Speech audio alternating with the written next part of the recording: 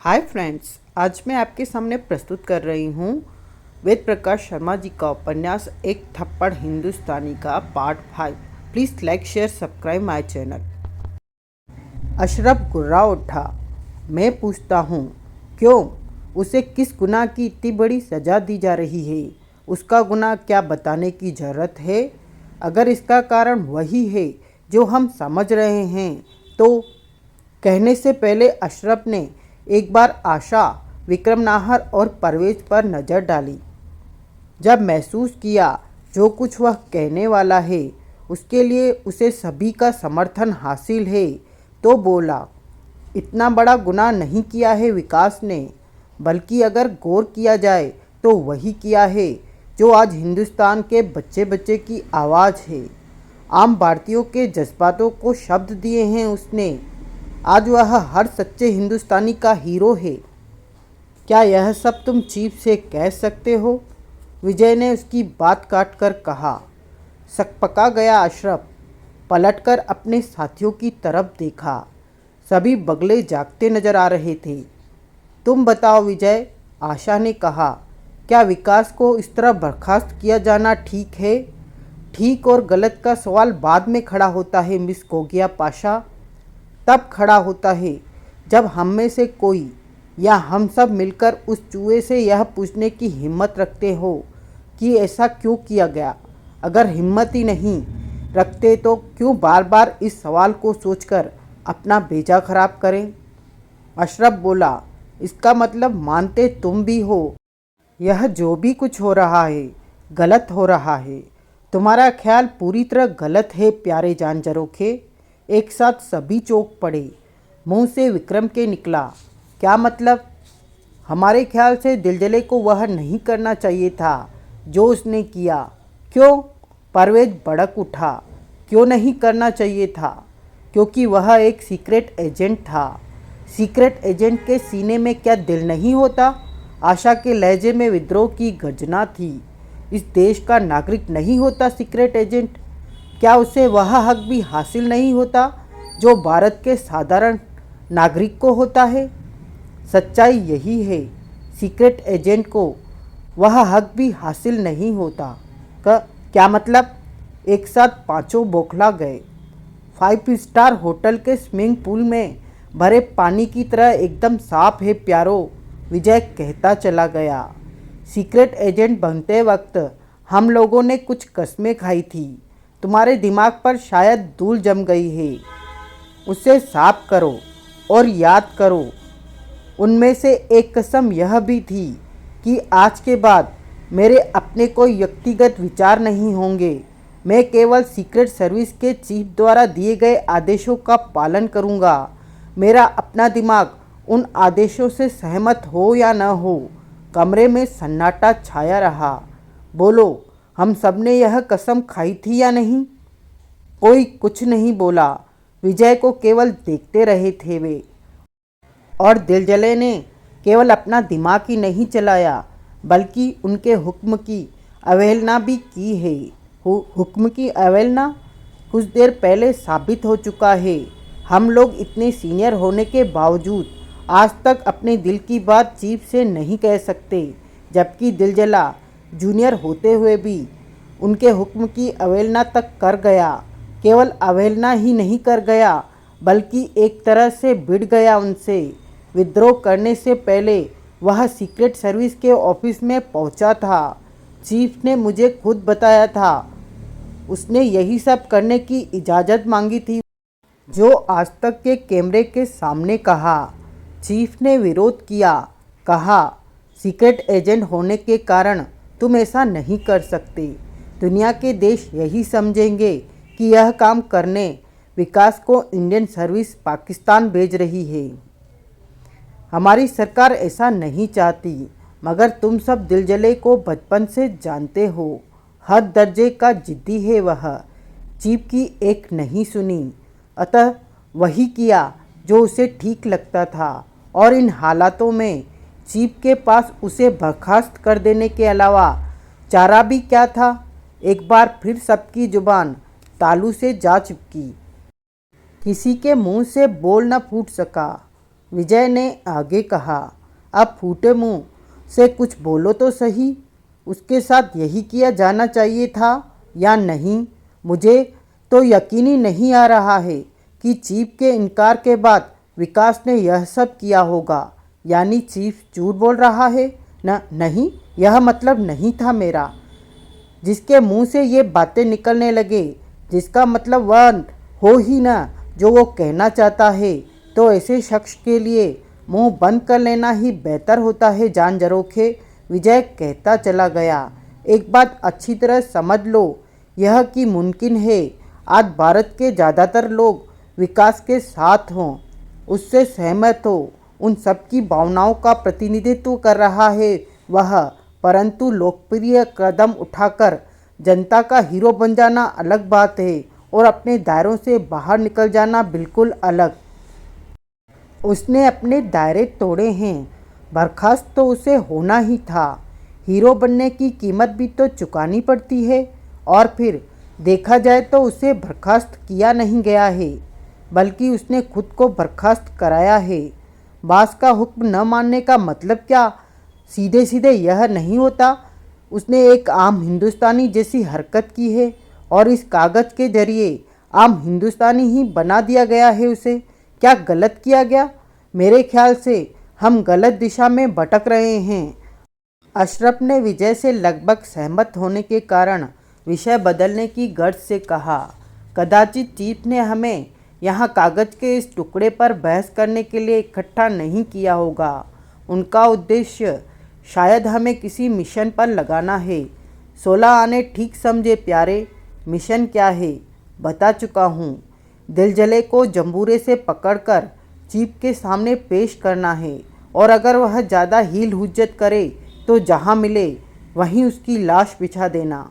लाश बिछा देना? आशा का लहजा काँप गया। विजय ने तपाक से कहा, ठीक समझी। क्या चीफ ने इतना ही स्पष्ट आदेश दिया है? नाहर ने हैरानी के साथ पूछा। उसकी इजाज़त के बगैर जब पत्ता नहीं फड़क सकता तो मेरी जुबान कैसे फड़क सकती है? विकास, इस बार विकास की लाश बिछाने का ऑर्डर मिला है हमें। विक्रम सोफे से खड़ा होकर बेचैनी के साथ टहलने लगा। अगर पता होता जीवन में ऐसे ऐसे ऑर्डर मिलेंगे तो कभी आंख मूंद कर सीक्रेट एजेंट होने की शर्तों पर साइन नहीं करता। समझदार आदमी के हाथ से वक्त कभी नहीं निकलता प्यारे विक्रमादित्य। तुम अगर चाहो तो उन शर्तों को अब भी वापस लिया जा सकता है। क्या मतलब? विक्रम ने उसे घूरा। विजय ने मेज पर पड़े कागज़ की तरफ इशारा किया। एक ऐसा ही फरमान तुम्हारे नाम भी जारी कर दिया जाएगा। मेरे ख्याल से तो सीक्रेट सर्विस से बर्खास्तगी का यह तरीका नहीं है, अशरफ ने कहा। होठों पर दिलचस्प मुस्कान लिए विजय ने पूछा, और क्या तरीका है?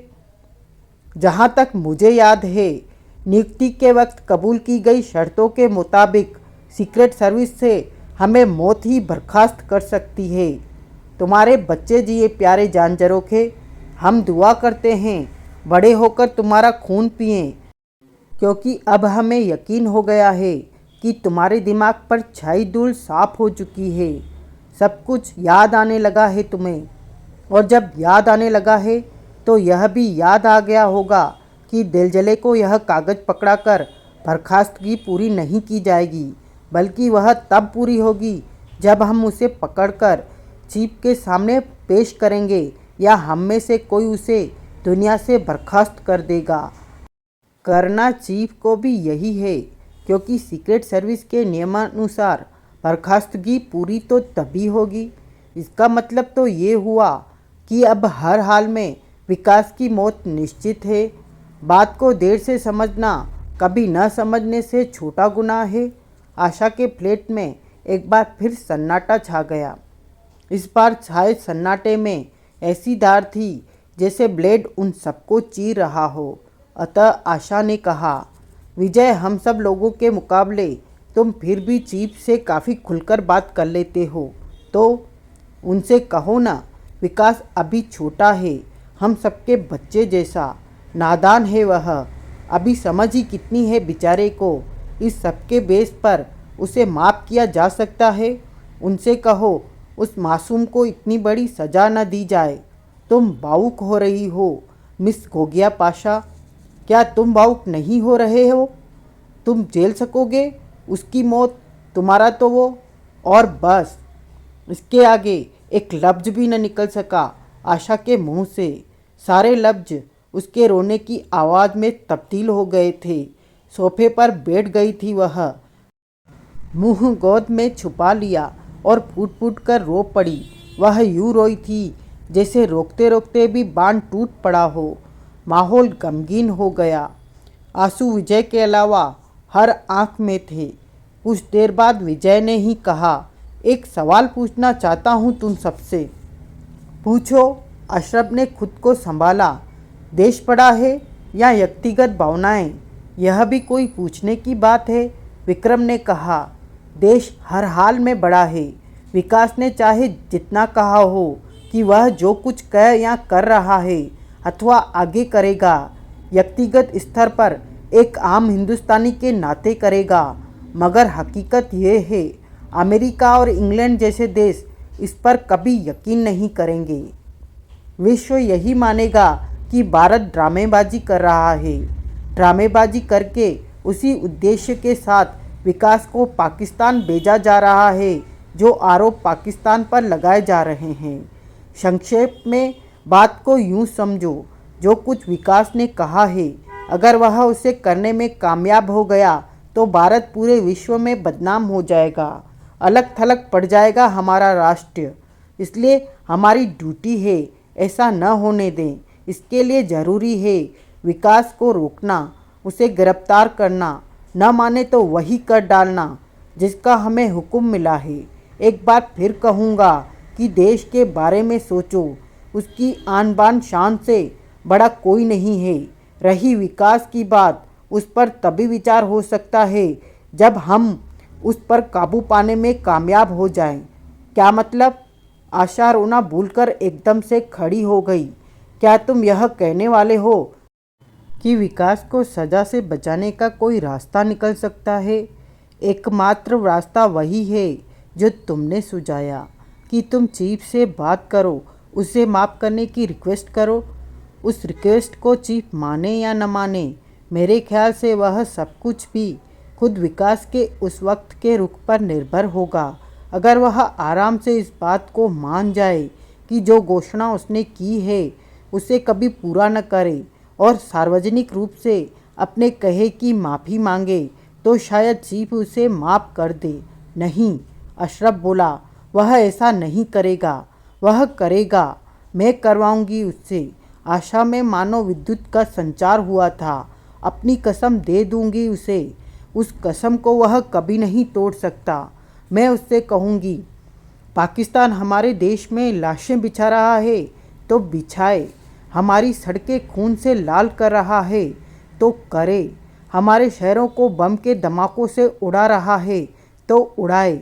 जब हमारे बड़े ही धैर्य की गोली खाए बैठे हैं तो तुझे कौन सी आग लगी है? क्यों भड़क रहा है इतना? चुप बैठ। मुझे चाहे जिस तरह समझाना पड़े, मगर मैं उसे समझा लूँगी। विजय, पर तुम्हें भी एक काम करना होगा, यह कि अगर उसने चीफ की सब बातें मान ली तो तुम्हें चीफ से उसे माफ़ कराना होगा। पर मैडम, जो भी कुछ होना है होगा तो तब जब वह मिलेगा, विजय ने कहा। आज तक के पर्दे से गायब होने के बाद वह गधे के सींगों की तरह गायब है। रजनी शर्मा लौटकर आ चुकी है। उसका कहना है विकास ने उसे समारा स्ट्रीट पर उतार दिया था। उससे पूछा गया, क्या उसे विकास के आगे के प्लान के बारे में कुछ मालूम है? उसका दो टूक जवाब था, नहीं। और दिलजले के काम करने की शैली पर अगर गौर किया जाए तो वह सच ही बोलती लग रही है। हमारे ख्याल से तो उस क्षण खुद दिलजले को मालूम नहीं होगा कि उसे कहाँ जाना है और क्या करना है। जब वह खुद ही कुछ नहीं जानता होगा तो रजनी बेचारी क्या जान सकी होगी? रजनी से पूछताछ किसने की है? खुद बापूजान ने, ठाकुर साहब ने, और अपने बापूजान को खरी खोटी सुना दी। मतलब पता लगा है, उसने बापूजान से कहा। सुना है विकास आपका नाती है और आप उसे पाकिस्तान जाने से रोकने की कोशिश कर रहे हैं। लानत है आप पर, बिल्कुल उल्टा कर रहे हैं आप। आपको तो गर्व होना चाहिए इस बात पर कि जिस शख्स ने भारत का मान सम्मान बचाने का बीड़ा उठाया है, पाकिस्तान को मुंह तोड़ जवाब देने की ठानी है, वह आपका नाती है और एक आप हैं कि उल्टा उसके रास्ते में रोड़े अटकाने की सोच रहे हैं। यानी फैन बन गई वो विकास की, नाहर ने कहा। परवेज बोला, हम बदनसीबों के अलावा इस वक्त इंडिया में और कौन होगा जो उसका फैन न हो। फैन तो तुम भी नज़र आ रहे हो परवेज मियाँ। फैन होना अलग बात है, रजनी की तरह किसी के मुंह पर कह देना अलग। देख लेना, रजनी की तरह कोई हम पर भी जरूर बरसेगा, मगर किया क्या जा सकता है। कठपुतली ठहरे सीक्रेट सर्विस के इस अभियान का मुखिया तुम्हें बनाया गया है। नेतृत्व करो हमारा, हुक्म दो उस देशभक्त को किस तरह उसके मकसद में कामयाब होने से रोका जाए। रोकने की बात तो बाद में आएगी, पहले तो यह पता लगाना है वह है कहाँ। यह राय तो तुम ही दो, कैसे पता लगाया जाए। नुसरत अली, तुगलक खान, दो जिस्म एक जान। पाकिस्तानी सीक्रेट सर्विस के नमूने, बातों से नमूने, हरकतों से नमूने, मगर बेहद खतरनाक। कई मामलों में तो विजय और विकास जैसे धुरंधरों से मीलों आगे। बेहद पतले, 6 फुटे। पतले होने के कारण कुछ ज़्यादा लंबे लगते थे। अजीब परंपरागत लिबास था उनका। दोनों हमेशा एक जैसे लिबास में रहते। नील टीनापोल जैसा कल्प लगे वेल प्रेस सफ़ेद चूड़ीदार पजामे, घुटनों तक लंबे बंद गले के काले कोट, गर्दन तक कोट के सभी बटन बंद। पैरों में वे जूतियाँ जिन पर हुए नकली काम के सितारे झिलमिलाया करते थे, बेहद नुकीली, ऐसी कि जब वे चलते तो चरचर बोला करती। सिर पर तिरछी रखी हुई काली टोपियाँ, दोनों के मुंह में पान गिलोरियाँ रहती थी, होठ सुर्ख। कुल मिलाकर वे जासूस कम शायर ज़्यादा लगते थे। और बातें आप खुद ही सुन ले तो बेहतर होगा। इस वक्त वे एक फ्लैट में मौजूद थे। दोनों आमने सामने 2 सोफ़ों पर बैठे थे। बीच में कांच की टॉप वाली सेंटर टेबल पर दोनों के पैर, सोफ़ों की पुष्ट से पीठ टिकाए दोनों निडाल पड़े थे। दोनों के हाथ अपने अपने गालों पर। फ्लैट में उनके अलावा एक तीसरा शख्स भी था। वह तीसरी तरफ सोफे पर बैठा था, मगर पैर सेंटर टेबल पर नहीं थे। जिस्म पर काली पैंट, सफ़ेद टी शर्ट, काले जूते। फ्लैट में सन्नाटा, और सन्नाटे को तोड़ती हुई नुसरत की आवाज़, तुगलक भैया। हाँ नुसरत बहन, मातम क्यों मना रहे हैं हम? तू मना रहा होगा। तुगलक ने उसी पोज में पड़े पड़े कहा। मैं तो घड़ी देख रहा हूँ। घड़ी? हाँ, कहाँ है? ये रही। उसने फ्लैट में मौजूद तीसरे व्यक्ति की तरफ इशारा किया। घड़ी? अबे! नुसरत के जिस्म को जैसे करंट लगा। एकदम चाक चौबंद नज़र आता बोला, अच्छा खासा आदमी तुझे घड़ी नज़र आ रहा है? ध्यान से देख इसका चेहरा। तुगलक ने उसी पोज में पड़े पड़े कहा। पूरे 12 बज रहे हैं कि नहीं? अच्छा भला तो थोबड़ा है, एकदम स्मार्ट। नुसरत सीधा उस तीसरे शख्स से बोला, क्यों बे, तुझे जोश नहीं आता? ये कभी तुझे घड़ी कहता है, कभी तबला, जिसमें खून है या वाटर? युवक ने कहा, जोश में आकर भी क्या करूं? थूक दे साले के मुंह पर। तुगलक ने कहा, अजीब मर गए थूकने वाले, भूसा भर दूंगा साले की खाल में। ओए, ज़्यादा बकवास मत कर। ISI की मोहर लगे जासूस है सरकार। नाम? ओह, कहने के साथ नुसरत लपका। युवक के पैरों से लिपटता बोला, आपका नाम क्या है हजूर? कम से कम 30वीं बार बताया युवक ने। बकरा। बकरा? हाँ, बकरा। जल्दी हलाल हो जाएगा। युवक ने कहा, बकरा नहीं, वकरा। वकरा? हकला है साला। वैसे बकरा जी, हम यहाँ बैठे क्यों हैं? लो, तुगलक ने कहा। यही भूल गया साला भुलक्कड़। नुसरत गुर्राया। तुझे याद है तो बता। मुझे तो बस एक ही बात याद है। कौन सी? कि हम पाकिस्तान की नाक हैं। गलत, नुसरत ने कहा। हम दो हैं। किसी जानवर की दो नाक नहीं हुआ करती। इसलिए हम पाकिस्तान के हाथ हो सकते हैं, पैर हो सकते हैं, कान हो सकते हैं, मगर नाक नहीं हो सकते। क्या तुझे इसमें भी शक है कि हम दुनिया के सबसे महान जासूस हैं? बिल्कुल शक है। जब तक वो छटंकी जिंदा है तब तक पूरा शक है। कौन छटंकी? वही जिसने पूरे पाकिस्तान के चेहरे पर उतने ही बजा रखे हैं जितने बकरा जी के चेहरे पर बजे हैं। कुछ नाम भी तो होगा उसका। नाम? नुसरत ने बकरा से कहा। तू बता यार। मेरी खोपड़ी में केले का छिलका पड़ा था, उस पर पैर पड़ा तो साला फिसल गया। बकरा ने कहा। विकास। हाँ विकास, यही नाम है उस मरदूत का। अब याद आ गया, सब याद आ गया। नुसरत कहता चला गया। पूरा फ्लैशबैक याद आ गया मुझे। तूने पूछा था हम मातम क्यों मना रहे हैं, मैं भूल गया था। याददाश्त गुम हो गई थी मेरी, इसलिए उस वक्त जवाब नहीं दे सका। पर अब एक एक बात याद आ गई। हम मातम इसलिए मना रहे थे क्योंकि उस छटंकी ने पूरे पाकिस्तान का तबला बजाने का ऐलान कर दिया है। खाक याद आ गई तुम्हें? तुगलक ने बुरा सा मुंह बनाया। क्यों, अब क्या भूल रहा हूँ? उसने पूरे पाकिस्तान का तबला बजाने का ऐलान नहीं किया है तो जनरल साहब के गाल पर बस एक चाटा मारने की बात कही है। तुम भी मियाँ रहे डंकी के डंकी ही। वो कैसे? जनरल साहब के मुंह पर चाटा पड़ना सारे पाकिस्तान का तबला बजाना नहीं है क्या? मुझे ऑब्जेक्शन ही नहीं, गौर ऑब्जेक्शन है तुम्हारी बात पर, नुसरत ने कहा। जनरल साहब के गाल पर चाटा पड़ने का मतलब भला पूरे पाकिस्तान का तबला बजाना कैसे हो गया? जनरल साहब का गाल क्या पाकिस्तान का तबला है? ये बात इस बंद कमरे में तो कह दी मियाँ, खुले मैदान में मत कह देना, वरना जनरल साहब ही कुर्सी पर बिठाकर तुम्हारे नाखून नोच लेंगे। उनके गाल गाल हैं, पाकिस्तान का तबला कैसे हो गए? अबे हो गए, तुगलक बोला। तू समझ नहीं रहा बात को, तुम्हारे समझाने में कमी होगी मियाँ।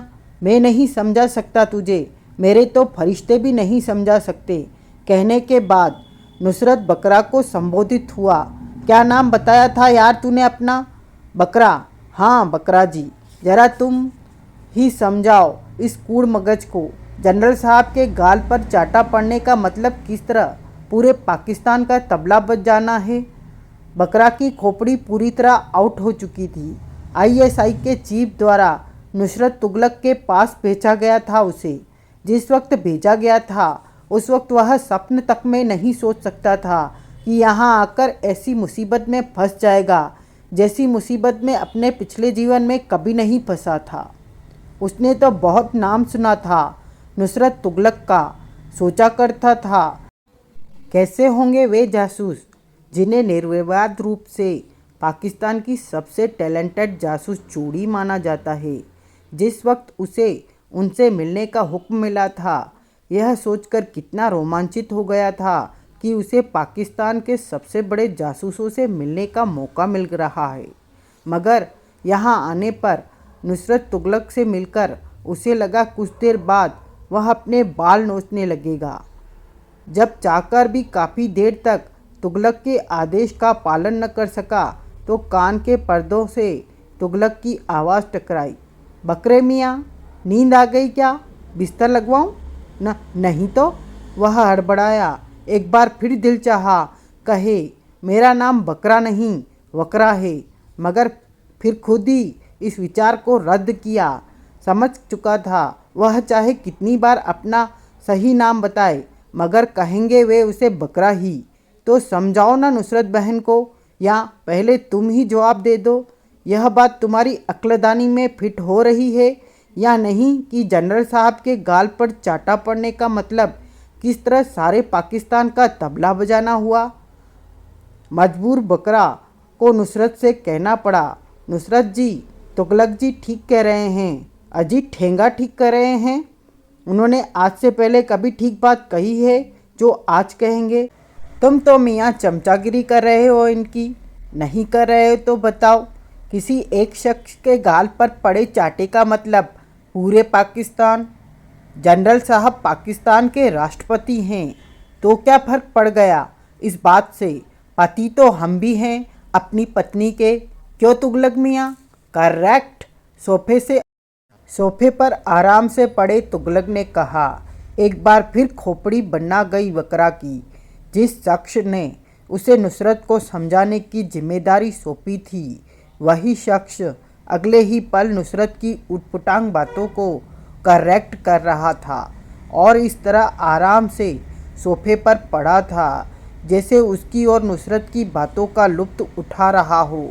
फिर भी उसने नुसरत से कहा, समझने की कोशिश कीजिए नुसरत जी। जनरल परवेज़ मुशर्रफ उस मुल्क के प्रथम नागरिक हैं। जब कोई एरा गिरा उन्हीं के गाल पर थप्पड़ मार देगा तो क्या इज्जत रह जाएगी हमारे मुल्क की? क्या हम सबके लिए यह चुल्लू भर पानी में डूब मर जाने जैसी घटना नहीं होगी?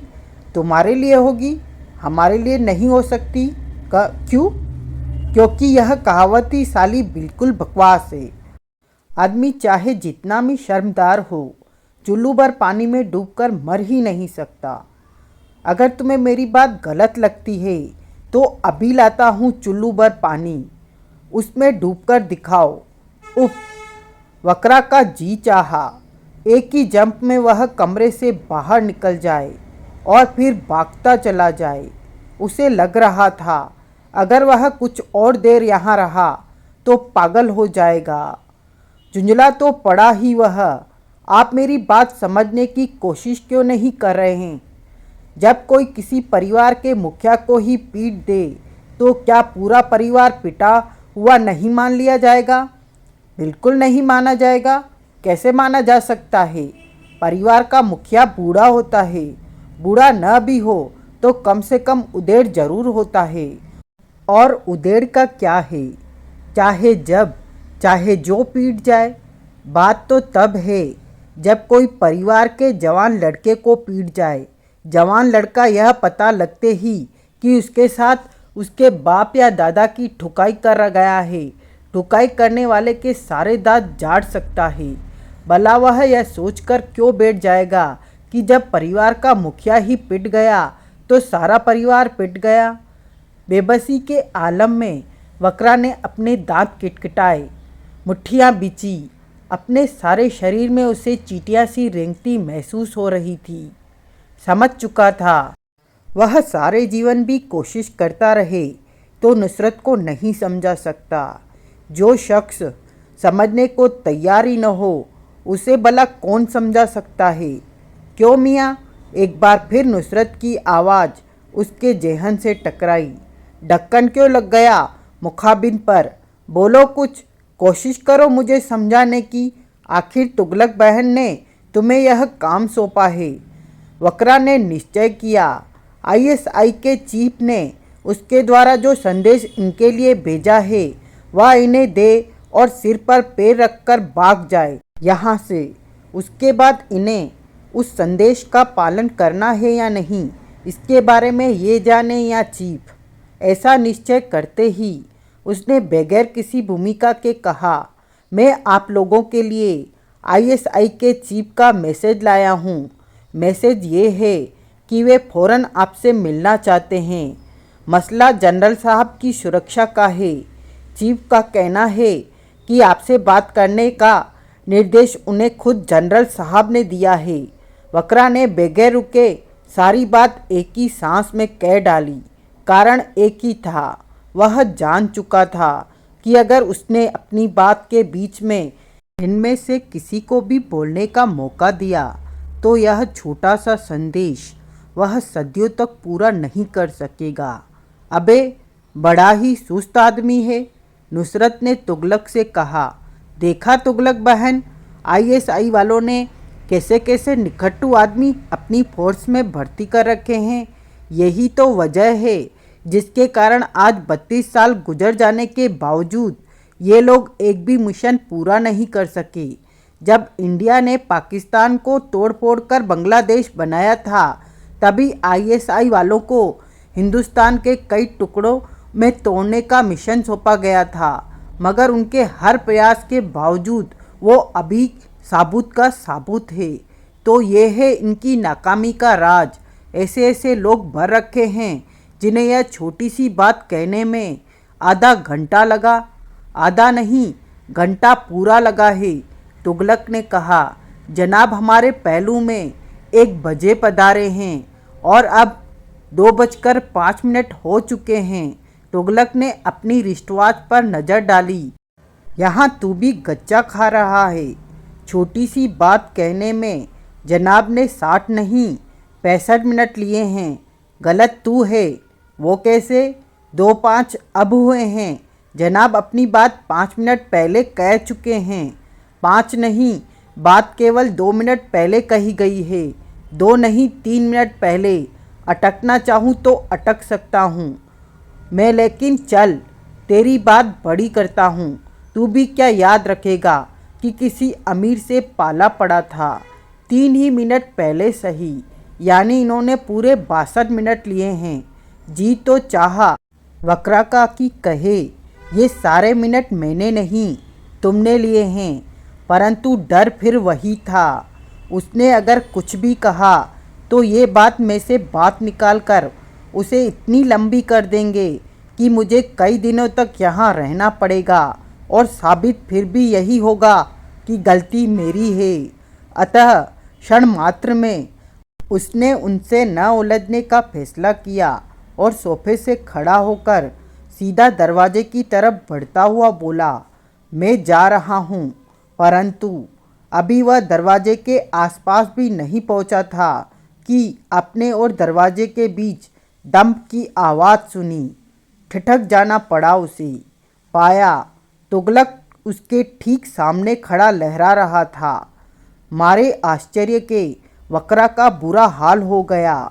यह सच्चाई है कि वह यह नहीं जान सका था कि तुगलक कब और कैसे सोफे से उछलकर उसके आगे निकलकर उसके सामने आ खड़ा हुआ था।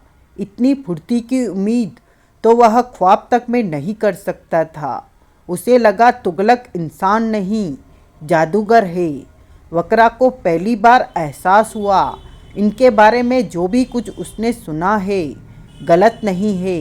अपनी भरपूर बकवास के बावजूद इनमें ये टैलेंट है जिनकी वजह से इन्हें पाकिस्तान के सर्वश्रेष्ठ जासूस होने का खिताब हासिल है। आश्चर्य की परिधि में घूम रहे वक्रा को अभी कुछ कहने का होश तक नहीं आया था कि ठीक सामने खड़े जूनते से तुगलक ने कहा, यूँ दिल तोड़कर कहाँ चल दिए सैयाँ? अभी हमारे बीच गुफ्तगू ही कहाँ हुई है। मेरे पास टाइम कम है। बौखलाया हुआ वक्रा पीछा छुड़ाने की मंशा में बस इतना ही कह पाया, पहले ही काफ़ी लेट हो चुका हूँ।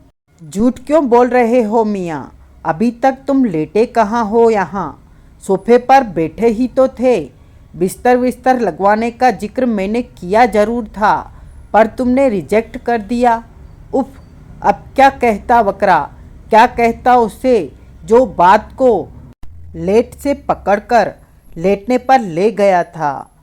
उनसे पीछा छुड़ाने की उसे कोई तरकीब नहीं सूझ रही थी, जबकि तुगलक ने बड़ी आत्मीयता के साथ उसके दोनों हाथ पकड़े और कहा, तुम्हें हमारा जवाब लेकर जाना पड़ेगा।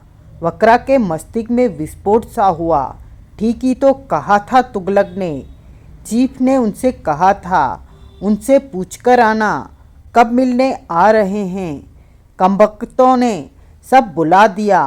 केवल एक ही बात रह गई थी दिमाग में, खुद को पागल होने से बचाना चाहता है तो इनसे पीछा छुड़ा। भला क्या जवाब देता चीफ को? अब उसे कहना ही पड़ा। चीफ ने आपसे केवल इतना जवाब मांगा है कि आप उनसे मिलने कब आ रहे हैं। बिल्कुल इतना ही जवाब देंगे जनाब, न इससे माशा भर कम न तोला भर ज़्यादा। मगर जवाब कोई यूं ही तो नहीं दे दिया जाता। सोचना पड़ता है, विचार विमर्श करना पड़ता है। जवाब आखिर किसी छोटे मोटे आदमी की छोटी मोटी बात का तो देना है नहीं। आईएसआई के चीफ हैं वे और बात है उनसे मिलने की।